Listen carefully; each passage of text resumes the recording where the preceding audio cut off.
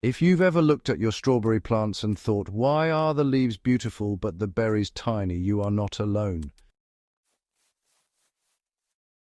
Strawberries are greedy little plants. They want rich soil, steady feeding, and just the right balance of nutrients to push out those big, juicy, sweet fruits we all dream about. Today on Rootshaven Grounds, we're digging into a forgotten Victorian-era fertiliser that once powered kitchen gardens across Britain, and it might be exactly what your strawberries have been waiting for. This old-school secret isn't a fancy bottled formula or expensive imported powder.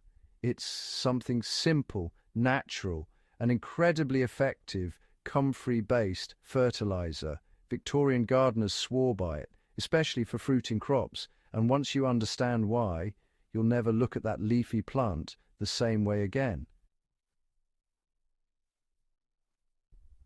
Why Victorian gardeners loved this fertiliser. Back in the Victorian era, gardeners didn't have shelves of synthetic feeds to choose from.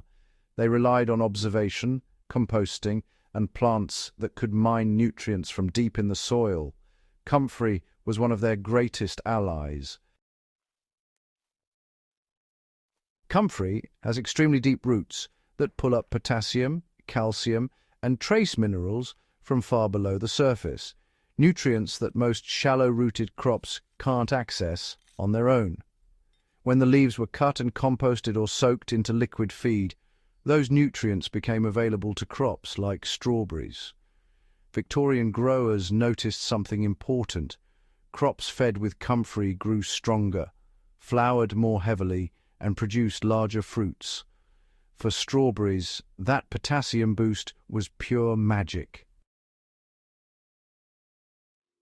Strawberries, have different nutritional needs at different stages of their growth.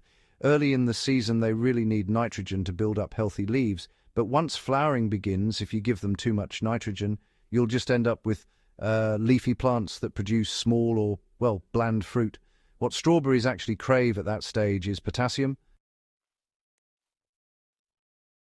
Potassium is, honestly, the key nutrient for fruit development. It helps move sugars through the plant, improves fruit size, boosts flavor, and even strengthens plant tissues so the berries are firmer and less likely to rot.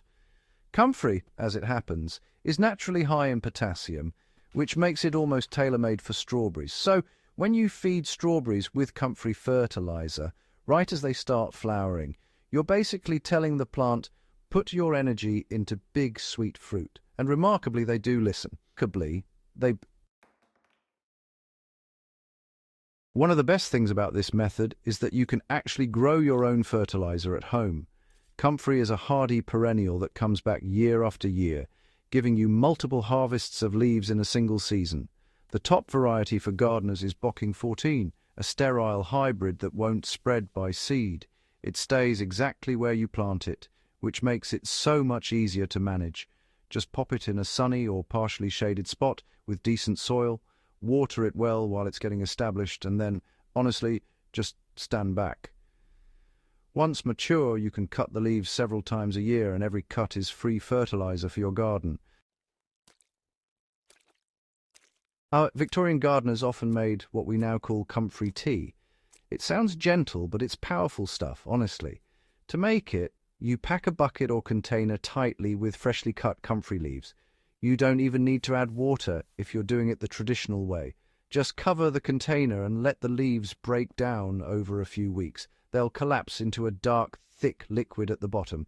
This concentrate is extremely rich, so it definitely needs to be diluted before use. If you prefer a quicker method, you can fill a bucket with comfrey leaves, add water, and let it steep for 2 to 4 weeks. Either way, the result is a dark, liquid fertiliser loaded with potassium and trace nutrients. Yes, it smells strong. Victorian gardeners didn't mind, and your strawberries definitely won't. Timing is everything. Start feeding with diluted comfrey liquid once your strawberry plants begin to flower. That's the moment they switch from leaf growth to fruit production. Dilute the concentrate until it looks like weak tea, then water it around the base of the plants every 7 to 14 days during the fruiting period. Avoid soaking the leaves. Aim for the soil so the roots can take up the nutrients. You'll often notice the difference within just a few weeks, honestly. Plants look sturdier, flowers set more reliably, and, well, fruits swell larger than usual. Over time, the soil itself improves too, thanks to the added organic matter and minerals. Victorian gardeners didn't waste anything, and neither should we. Fresh comfrey leaves can also be used as a mulch around strawberry plants. Just lay a thick layer of chopped or crushed leaves around the base of the plants, making sure to keep them just clear of the crown. As the leaves break down, they release nutrients slowly into the soil while also helping retain moisture and, of course, suppress weeds. This method feeds the soil life as well as the plants. Worms and microbes get to work, improving soil structure and nutrient cycling. Healthier soil means stronger roots, and, well, stronger roots mean heavier crops. Even the best fertiliser, really works best when it's paired with good gardening habits. Strawberries, well, they absolutely love well-draining, fertile soil that's rich in organic matter. Before planting, it's a great idea to mix in some compost to improve the structure and help with moisture retention. And don't forget to keep your plants well watered during flowering and fruiting, since water stress can actually lead to small or misshapen berries. Oh, and if your goal is maximum fruit rather than new plants, be sure to remove runners so the energy goes into the berries instead of spreading. Feeding with comfrey fertiliser isn't a magic trick on its own. It's honestly a powerful boost that works alongside healthy soil, proper watering and good plant spacing. One thing Victorian gardeners understood deeply was soil building. Comfrey doesn't just feed this year's crop, it helps improve the soil over time. Its deep roots bring up minerals that would otherwise stay locked far below, and when those leaves decompose, those nutrients become part of your topsoil. Year after year, this creates richer, more balanced soil without relying on synthetic fertilizers. For a strawberry bed that produces heavily for several seasons, that slow improvement is a game changer.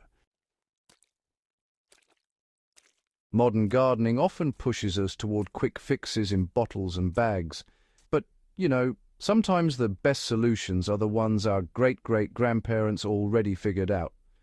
Comfrey fertilizer is simple, sustainable, and incredibly effective, especially for fruiting plants like strawberries. It turns a humble leafy plant into a nutrient pump, a soil improver, a mulch, and a liquid feed all in one. That's the kind of garden ally worth making space for.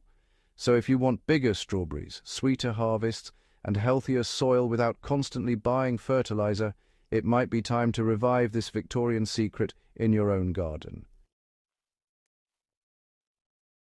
Give it a try this season and watch what happens when your strawberries get the nutrients they've been craving.